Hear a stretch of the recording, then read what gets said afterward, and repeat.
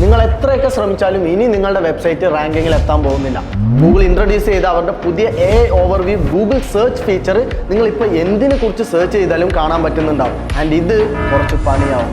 Already existing ആയിട്ടുള്ള വെബ്സൈറ്റുകളിൽ നിന്നെടുത്ത relevant informations collect ചെയ്ത് AI സമ്മറൈസ്ഡ് ആയിട്ടുള്ള കോണ്ടന്റ്സ് നിങ്ങൾക്ക് ഇവിടെ കാണാൻ സാധിക്കും.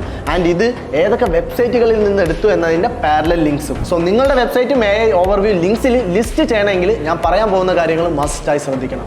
As per research most of the AIO ഇൻഫർമേഷൻസും ഗൂഗിളിൽ റാങ്ക് ചെയ്ത ടോപ്പ് 10 വെബ്സൈറ്റുകളിൽ നിന്നാണ്. So initially on page SEO, off page technical SEO പ്രോപ്പറായി ചെയ്ത് നിങ്ങളുടെ വെബ്സൈറ്റ് ഫുള്ളി ഒപ്റ്റിമൈസ്ഡ് ആക്കുക.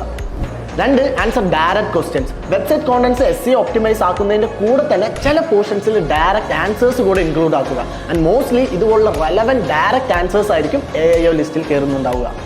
ടെക്നിക്കൽ സൈഡ് നോക്കുകയാണെന്നുണ്ടെങ്കിൽ ബ്രോക്കൺ ലിങ്ക്സ്, സ്പാം ലിങ്ക്സ് ഒക്കെ ഒഴിവാക്കിക്കൊണ്ട് നീറ്റ് ആൻഡ് ക്ലീൻ ആയിട്ടുള്ള ബാക്ക് ലിങ്ക്സ് ആയിരിക്കണം യൂസ് ചെയ്യേണ്ടത്. ഗൂഗിൾ അൽഗോരിതത്തെ മിസ്ലീഡോ മാനിപ്പുലേറ്റോ ചെയ്യുന്ന രീതിക്ക് ഒരു സ്ട്രക്ചേർഡ് ഡാറ്റ ക്രിയേറ്റ് ചെയ്യാതെ ഇൻക്ലൂഡിംഗ് ഫാക്ട്സ് പ്രോപ്പർ ഒരു സ്കീമ മാർക്കപ്പ് അഥവാ സ്ട്രക്ചേർഡ് ഡാറ്റ ക്രിയേറ്റ് ചെയ്യുക.